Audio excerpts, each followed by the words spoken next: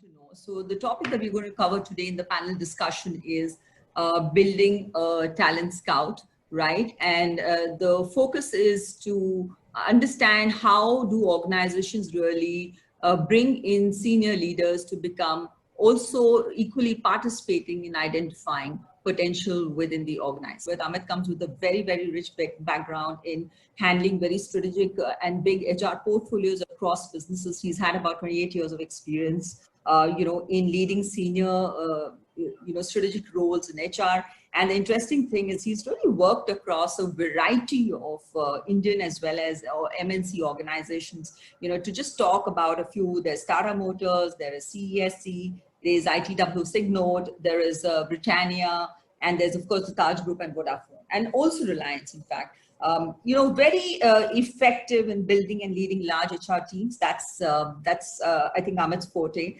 And also managing the overall responsibility of the HR, organization in the context of where the business is moving, right? So welcome aboard. And I must say that Amit, I think you're also an alumni of the Chicago Booth School, right? Kellogg School of Management, that's right. Right, exactly. And of course, an alumni of La Martiniere, right? I hope I'm pronouncing that right now. Yeah, so welcome, and it'll be such a pleasure to have you a part of this panel discussion. That what have you done as HR leaders within your organization to really maximize the potential in the organizations that you work for? And are there any best practices that help surface that hidden potential that's lying in the organization, which often gets unnoticed? So thanks, Deepali, for asking this very relevant question. So if you have to reflect back, as you have said, I've got more than 3 decades of experience in managing the people part of the business, where I've played the role of a HR leader across sectors. One thing I've experienced is the dynamism of the business landscape, where the pace of this change has only increased with every passing decade. Yeah, we have already seen the emergence of the new business models. The business life cycle itself is shrinking rapidly. The sustainability of the business, is become more and more difficult and challenging for all global corporations. The world of business has become now more and more interconnected and boundaryless, I would say. Yes. The customer expectation today is driven by choice, convenience, cost, and they want everything to be catered in a very hyper-personalized manner. So in today's knowledge-driven networked organization, the digital disruptions have completely transformed the way we do business, where technology has always been leveraged as a force multiplier to scale up the human intelligence and productivity. Yes. The other critical component that we have seen is the fast-changing mix of employee demographics, where we have multi-generational talent today with varying learning and engagement needs, with different career aspirations and different kinds of workplace priorities. So as a HR leader, I always wanted to have a clear line of sight of what the business is doing on the marketplace, the changing customer preferences, which I mentioned, the technology trends, the regulatory dynamics, and then convert that knowledge into organizational capabilities. Okay, so I would say HR has to create a talent ecosystem, which in turn can create that enormous value for the enterprise. So the business stakeholders look up to us to bring that significant expertise that help them understand the most critical element in this successful delivery, which is the people. So as an HR leader, I have to constantly play the role at times of a devil's advocate with the business stakeholders to sharpen their own thoughts and actions. So it's like a ship stuck in rough waters. The organization today is facing turbulent times. So it's an opportunity for us in HR in this kind of a scenario to play an important dual role of being a navigator as well as an anchor. So as a navigator, I think we have to guide the organization in overcoming this turbulence, by developing a kind of anti-fragility and ensure long-term sustainability. And as an anchor, we have to lead the people agenda, which is our core, to ensure that business as usual in an unusual times like this. So this would mean ensuring health, safety, well-being of our employees, taking difficult but objective decisions to tide over this kind of cost management challenges that all of us are going through, the continuing with the employee connect and engagement, building futuristic capabilities, preparing employees for the new ways of working, And most importantly, how do you focus on the employer brand to continue its attractiveness, to continue to attract and retain the right talent? So HR value creation, I would say, comes from enabling the employees to take more ownership, responsiveness, and accountability of the action. So we need to make employees do things differently, question the status quo, and at the same time demonstrate those winning traits, collaborate, and at the same time celebrate the collective success.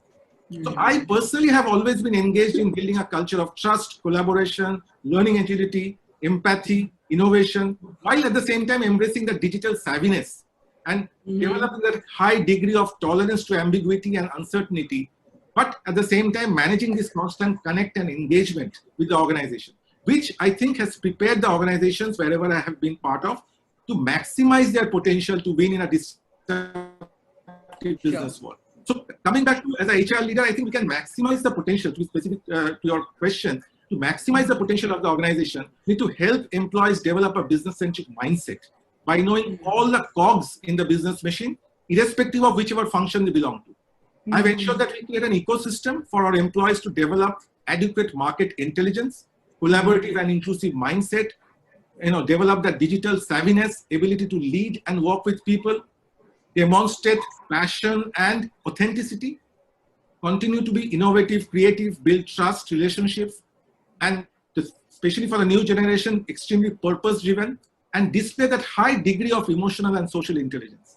So I've consciously promoted cognitive diversity, diversity of thoughts and perspectives, and encouraged the creative disruptions and the collaborative mindset. And all these things I think must have helped maximize the potential of the organization wherever I've worked so far. Sure. Therefore, the need to kind of have the right people in the right place, and that really would probably mean potential. And to Amit's point, where I thought that he made some very interesting points over there, which is really about how HR can really be the navigator and the anchor, right? And then create that ecosystem for managers to really thrive and for them to be able to spot that. Are there any specific, how have you enabled practices or approaches or had discussions with the leaders so that they become smarter at, identifying or being those talent scouts? Distributed and dynamic capability management to create these future-ready networked organizations.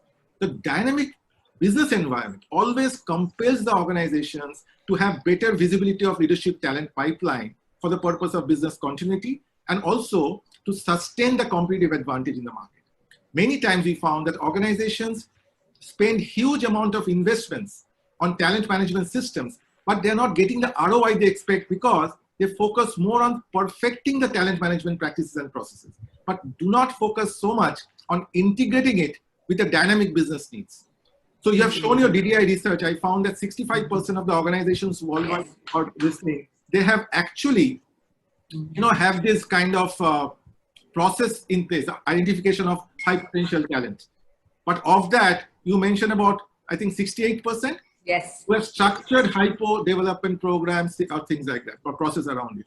So most of the times what happens is hypos or top talent is very loosely used in the organizations without arriving at a common definition of hypo, which is uniformly understood across leadership levels. So the first part is, are my leadership segment members across segments having a uniform, consistent understanding of this talent? Okay, what is talent for us? Okay, so as a generic definition, we tend to earmark critical talent as those who drive disproportionate share of the company's business performance and also generate greater than average value for the customers and shareholders. That's a very generic definition of our critical talent, right? Yes. You have all heard about it. But more specifically, you have seen in some progressive organizations and also in some organizations where I've worked with, the hypo talent we have defined as high flyers who have the potential to move at least 2 job bands.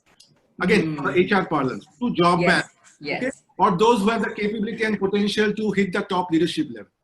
Right. So if leaders have to become strong talent scouts, they need to deploy their gut and instincts as well, along with the established talent management frameworks, to spot certain common traits in the employee universe, whether it is the intellectual curiosity, learning agility, the discretionary effort to go beyond their scope of defined job roles, the critical thinking aspect, the collaborativeness, as well as the growth mindset. So this needs an integrated roadmap for identification and development of this high-pot talent, which includes identifying potential talent, driving their development, accelerate their readiness, and manage the role transitions. This will ensure ready supply of leadership talent when and where it is needed in the organization. Now, in order to create the right culture for success of any such hypo program, we need to ensure that collective ownership of senior leadership in any organization. They have to own and unleash talent with the right mindset, skill set, as well as the tool set that they should have in their arsenal. They have to keep raising the performance bar. They have to create an ecosystem which start worshipping talent, and they have to be obsessed with their development. They have to keep unclogging the organization to clear path for talent movement, as well as encourage cross-pollination of talent across functions and businesses. So the leaders, in fact, need to act like talent magnets, and they have to become talent nucleus to attract the right talent around them and constantly take risk on talent to put them on the higher and more complex roles, which can create disproportionate value for the enterprise. So that's really nice, and thank you so much for your view on this. With all this, and with all of these observations that we're making about the organizations, there's still a huge piece of employees who still never get highlighted in the called in unconscious biases, right? All of us already know that, and and most managers therefore land up relying on a few. And how do you deal with leaders? How do you teach leaders to reduce their unconscious biases so they can rely on many, right? And that's the idea of the potential, because you probably miss great potential because there's too much of that unconscious bias, right? And our research tells us that about 35% of the employees felt that they were wrongly judged on qualities and attributes not relevant to their role. And this is really what I think the session is really about. Once you identify those people or those individuals in the organization who seem to be, fitting into the roles, the right people for the right roles, what right? Has really helped you help these people, understand themselves a lot better and plan for their journey in terms of development and growth. Yeah. See, I completely agree with Arijit that, it's not about, you have to customize it based on which business you are in, what part of business life cycle you are in. But one thing is common, that if you have to manage a talent management framework in any organization, it has to start off with crafting a talent vision for the organization. Irrespective of whichever business you are in, whichever life cycle of business you are in, whether it's a startup, whether it's a maturing business, or it's a growth business. Okay. So this would include any kind of talent planning, a forecast based on your existing as well as future business plan. And at the same time, defining a compelling value proposition for the talent when you are, investing in their development, and align their expectations with the kind of expectation that you set for them, what lies at the end of the journey for them. While the company is, putting in disproportionate investment in their development and accelerate their career and take care of their aspirations, end of the day, they should also see something what's in it for me in terms of where am I today, what are my competencies, what do I aspire for, and what do I reach at the end of the tunnel. So that's very important, setting the expectation. So we know that any hypo development roadmap also includes a 70-20-10 kind of a principle, where 70% involves the on-the-job exposure, application of learning, the live job shadowing.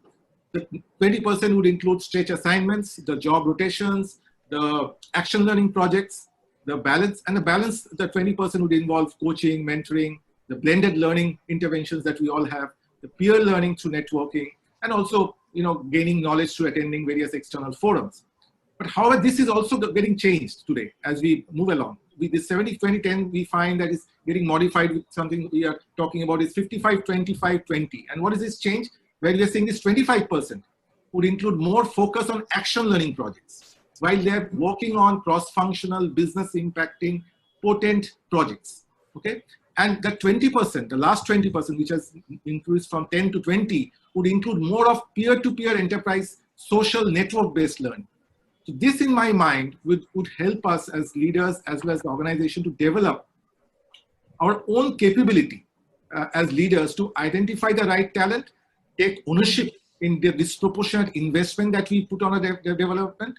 At the same time, we recognize their value creation and impact that they have on the business outcomes. That has to have a direct correlation. Provide them more visibility to the organization leadership and accelerate their career to fulfill their own aspirations, And at the same time, which I strongly believe is highly leverage the talent analytics and the related HR technology to surface this kind of a potential talent. Okay. And when you come to specifically on the activation part, I think there are different models available. There are different tools available. But as you have rightly said, that every business exists in a specific talent context and is engineered from a different, distinct mix of capabilities. No two competitions or competitors use the same capability mix, even though they compete for the same share of the customer's wallet. So this makes the talent recipe of a business right, and you can turn it into a significant competitive advantage. From a dynamic capability perspective, I would say the future-ready leadership culture is best exemplified not just to the engagement of your internal talent, but equally by leaders, how they perceive, empower, integrate, reward, and support this distributed dynamic talent universe. So having said that, I believe that individual talent can win a match or two, but teamwork can actually help you win championship. So we must leverage the collective competence and wisdom of the wider talent spectrum to collaborate and leverage the synergies to delight our business stakeholders at every life cycle touch point. I think this is a sure shot way to activate the potential of a larger talent universe, which is beyond your hyperpool, and you can keep curating their contributions for business success. Sure. So particularly, when you think about your career, Amit, for example, because you've been such a senior leader and you've had various different kinds of roles, were there any times where, some specific feedbacks from your managers or awareness has really sparked an insight which has really propelled you to change the way you look at yourself, and hence also, spend the effort in putting your energies in the right place? Any example that you can think about? I know this is just a question. Sure. So absolutely, it's very a great experience that's been with you. Yeah, it's a very pertinent question, Policy. Basically, the way we look at talent as an HR leader, we have been, I think, academically taught to look at talent the way we have been as a HR professional, as a HR leader. Right. I think we have to unlearn some of those stuff. Yes. At times, we have found that organizations at times suffer from the dilemma of announcing hypos, which I think already touched upon. That why do we need to, announce a hypo and create so much song and dance about them? Which in my early part of my career, maybe in the early stages of the talent management process, we should all do that. We have to create this hypo program and create a lot of, celebration around it. But in the process, why over a period of time, the feedback that we have got from the business, and it's a real-time feedback, very, very pertinent, is that why are you doing this? Because that is creating maybe at times more dissonance in the organization. And the reason is simple. Since the hypos are only 2% of the organization, they don't want the rest of the 98% to feel left out in their career and dampen their engagement and productivity.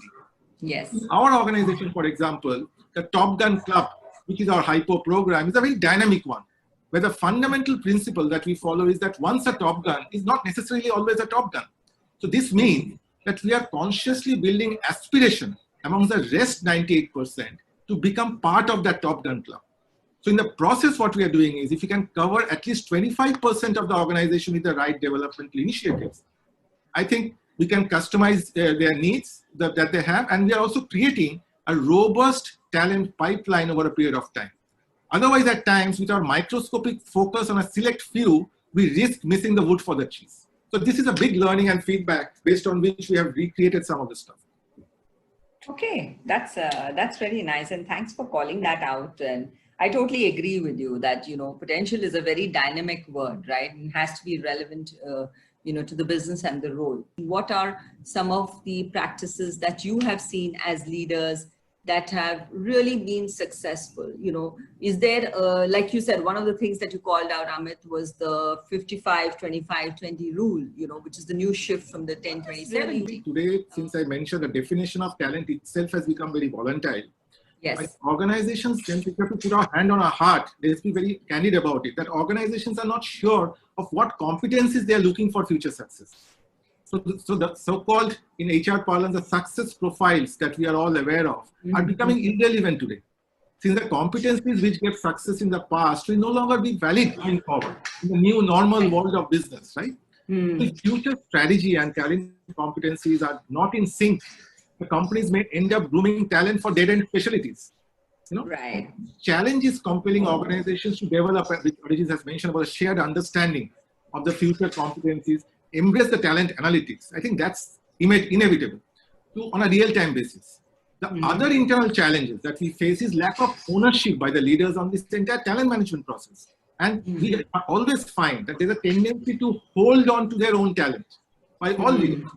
So in one of the organizations, if you have to give an example that I work, we introduced something called a talent exchange, which is a talent trading platform where business leaders from different SBUs would meet every quarter and showcase their talent, which would lead to a kind of a talent barter.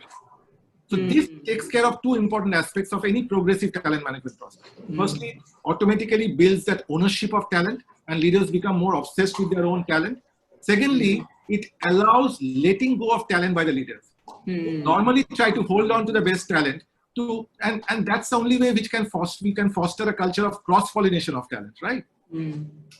Now, we know that nothing gets done unless it is measured. So if we need to incorporate the right success measures, for any kind of talent management process to make it more robust and sustain it. So we need to put in place which you said, a development action plan index with a target of say 100% of achievement. We have to attempt 50% of the critical leadership roles to be filled at least with the internal talent pool. These are the success measures that we need to see how robust we have built this process. Also, we have to target at least 90% of the retention of the high-po talent that we are talking about. And whether our succession plans is robust enough with the right succession plan ratios, with a ready now, ready soon, ready later kind of a talent over a period of horizon of 12 months to 36 months plus.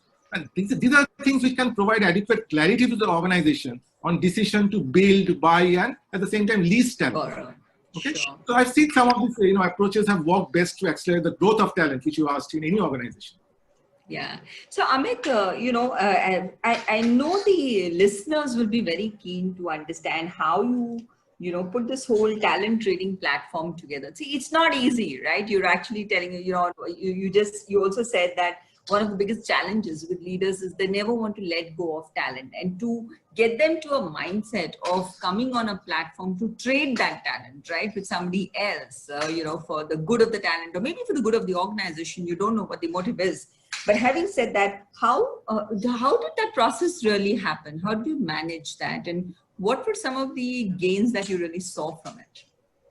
Yeah, so see, like any change management intervention that we are all aware of and we have been part of or we have been driving in any organization that we have worked for, we have to define the value proposition for all stakeholders who are part of that transformation journey. Okay, sure. So in this particular case the example that I've given, the first job for us was to define what value it has for the business. When I say business, it's the business stakeholder or the business, sure. What value it has for the employees and what value it has for the organization. Okay, and when I say, and there's a distinct difference between the business leaders, I'm making consciously between the business leaders and the organization, because the business leaders at times behave very, very, I would say, selfishly to hold on to their talent. Because they know in the reality, in practical scenario, once they let go of our talent, it's very difficult to replace that. And no matter whatever we do, and coming back to Arijit's point, the how part of talent is very important. It's not about what the talent achieves, the what part of talent.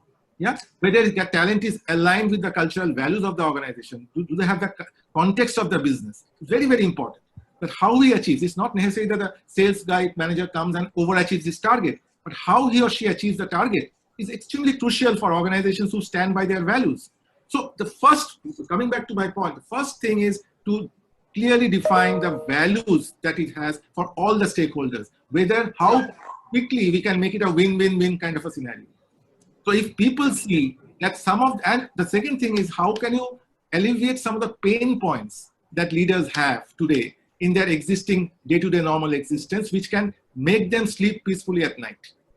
So the moment they start seeing that they're participating in a talent exchange forum will actually help them to get a better talent in exchange of the best talent which he thought so far, which he wanted to hold back on, that itself will break those myths in the mind of the individual and start contributing and participating more in a process.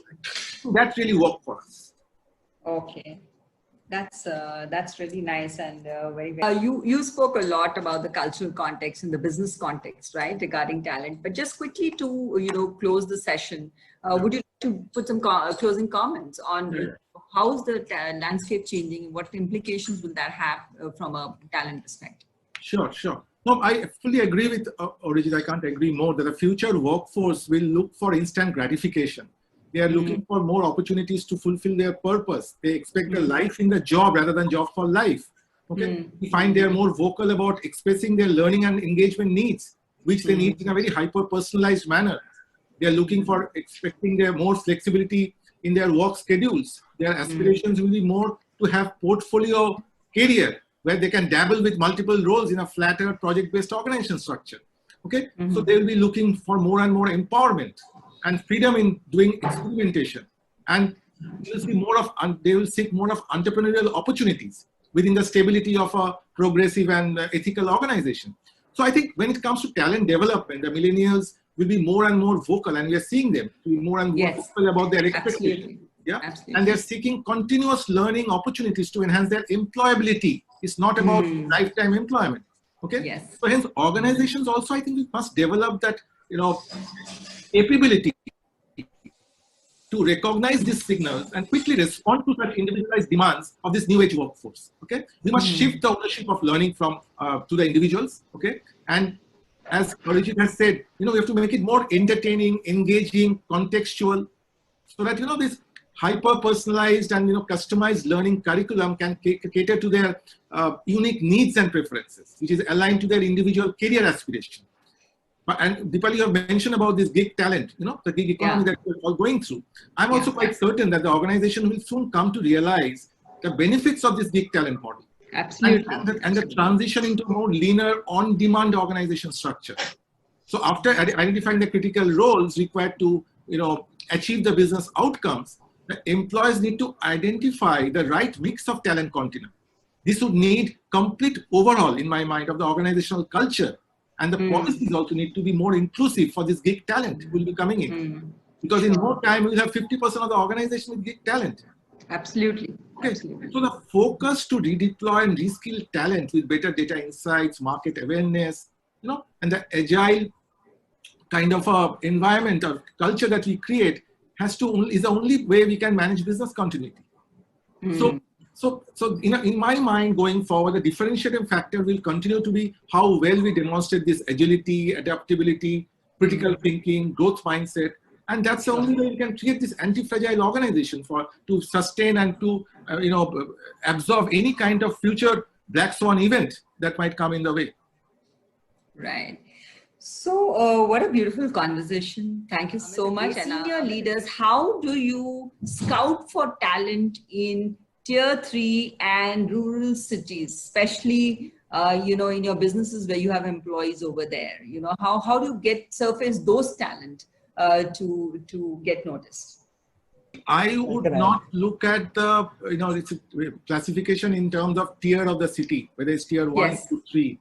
I will look at some common characteristics and traits that we look for talent, when we hire for various roles in the organization across businesses.